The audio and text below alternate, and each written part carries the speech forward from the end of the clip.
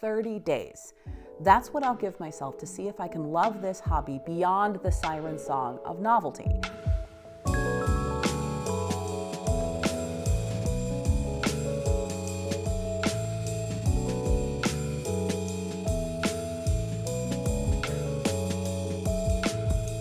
Hello, my name is Gwenna, and my hobby is collecting hobbies.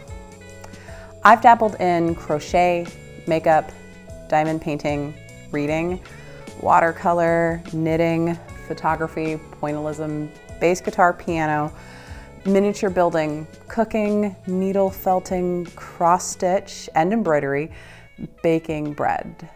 I am fully confident that is an incomplete list. There's stuff I've tried and forgot about. Of this, I'm sure. The problem is I don't want to collect hobbies anymore. I just want a hobby that is.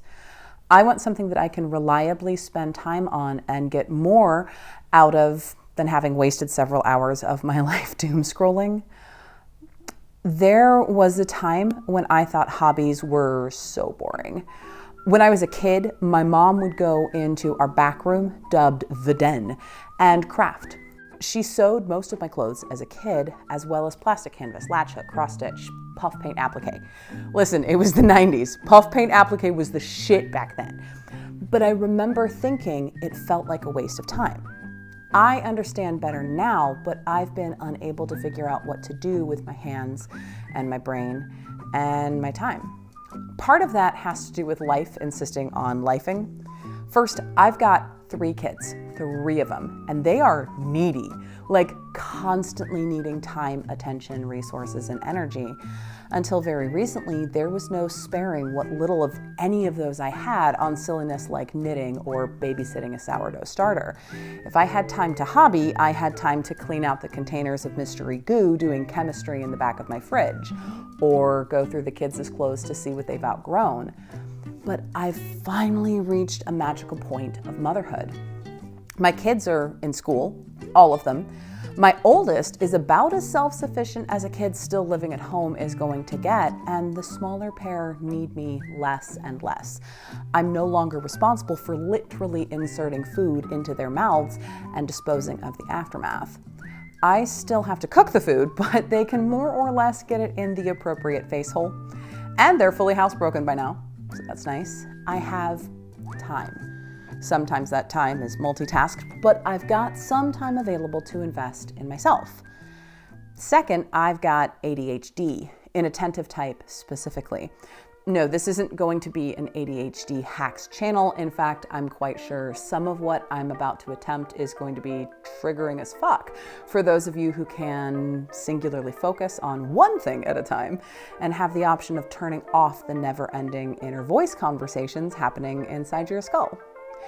If you think I talk a lot, trust me, I fucking know. I hear myself all the time. I never shut up. I just don't say all the things out loud. But ADHD means my brain is constantly chasing the dopamine or the serotonin.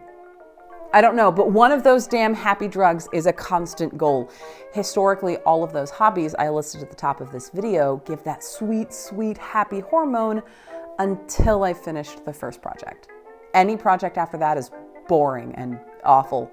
And I'm right back to that time when I was 9 and staring in horror at my mom viciously untangling embroidery thread in the den and thinking to myself, that doesn't look worth the damn effort.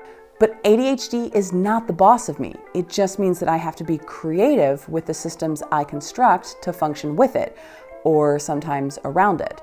So I'm choosing some weird, not at all clinical exposure therapy to help me decide which of my hobby collection is sustainable.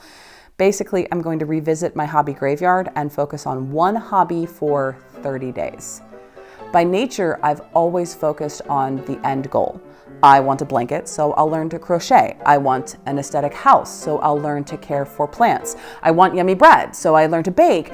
But once I have accomplished the thing and the newness wore off, I wandered away after having invested entirely too much money and time in something that I didn't or couldn't sustain. So I'm going to pick a hobby and stick with it for 30 days.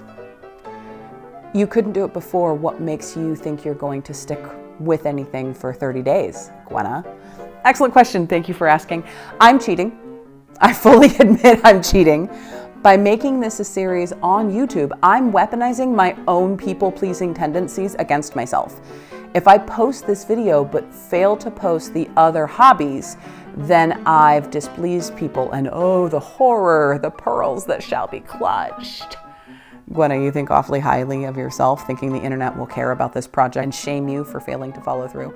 Oh yeah, for sure, but whether it will or will not happen, the anxiety that it will is still present, and if I'm going to be anxious, might as well use it for good instead of nausea.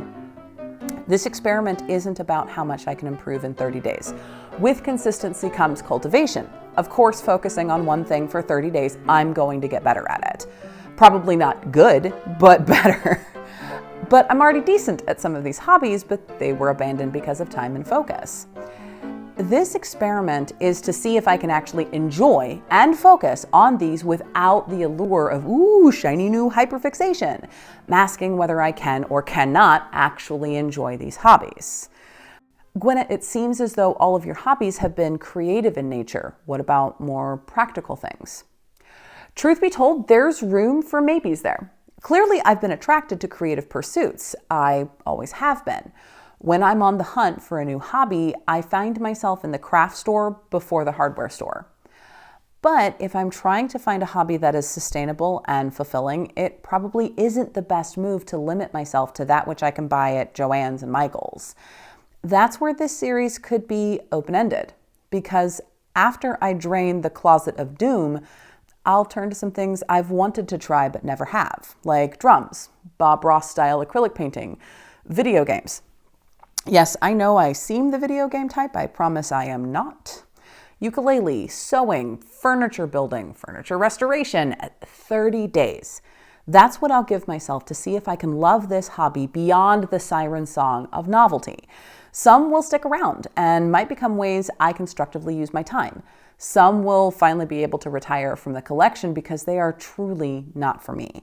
And somewhere in all this, I might get a better bead of who I am beyond someone's mom. I might have a thinky thought or two along the way about what it looks like to explore yourself through what you do with your hands and your brain and your time. So my current hobby is collecting hobbies. Let's see if I can get a little more specific, yeah? Now, here's some logistic stuff we have to worry about. Obviously, I've posted this video, but I can't post the first hobby until I've had the requisite 30 days. So I'll be updating you regularly on my shorts. Want to see how it's going before I've posted the video? Shorts will scratch that instant gratification issue. Want to wait and see what, if anything, a hobby reveals about me? Then wait and come back next month.